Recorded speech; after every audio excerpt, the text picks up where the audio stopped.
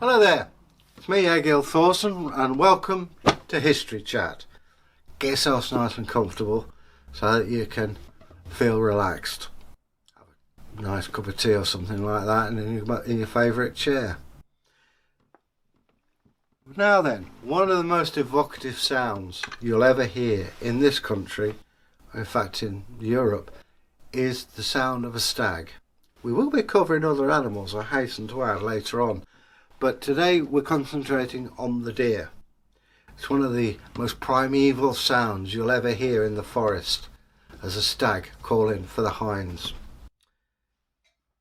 And why is it so important? So let's go back to the Neolithic time, a time when flints were used and man was in the early stages of what we loosely call civilization. Why the deer? What's so important? Okay, you get a few skins and what have you. It's more than that. The deer, if you look today, is part of the psyche of England. If you go to my home county, Kent, you have the rampant horse, but you go to Hertfordshire and you have the deer, the hind. Now, it's not just a source of food. Okay, you can get meat, and jolly nice it is too. You get the hides, which you can use obviously for clothing. The antlers you can use to make handles, and they were used right up, well, even today you still get handles for knives. Okay, that's by the by. But you can use the tips of these for toggles. You can make handles, as I've said. The little bits you can shape into fish harpoons. You can make arrow points. Now even the jawbone, I don't know if any of you will have seen it, there's a series called Mystic Britain and you can see them using a jawbone as a saw.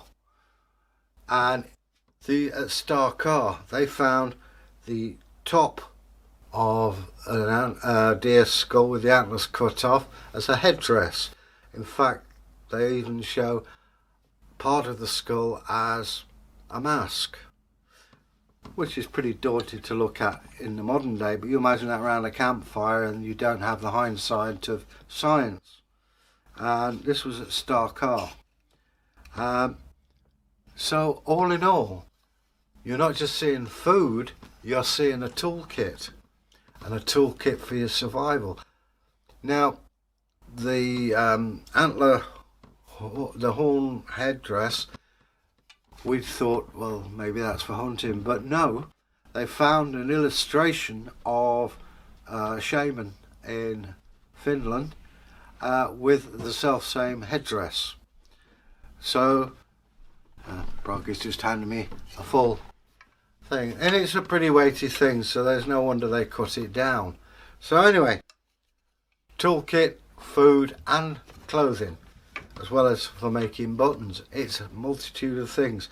Little wonder then that it plays such a big part in the psyche of Neolithic, Mesolithic man. He's handing me something else. Oh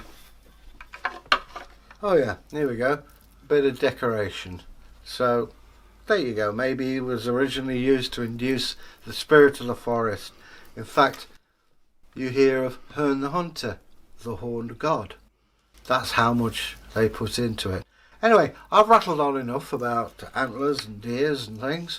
Hope you've enjoyed it. If you have, leave us a comment. We will get back to you. It does take a bit of time, but fortunately there's so many of you there. But we will get back to you eventually. And if you want to leave a subscription, go to #HistoryTalk or press the bell in the corner in the traditional way. And I hope you've enjoyed this. We're interested in your comments.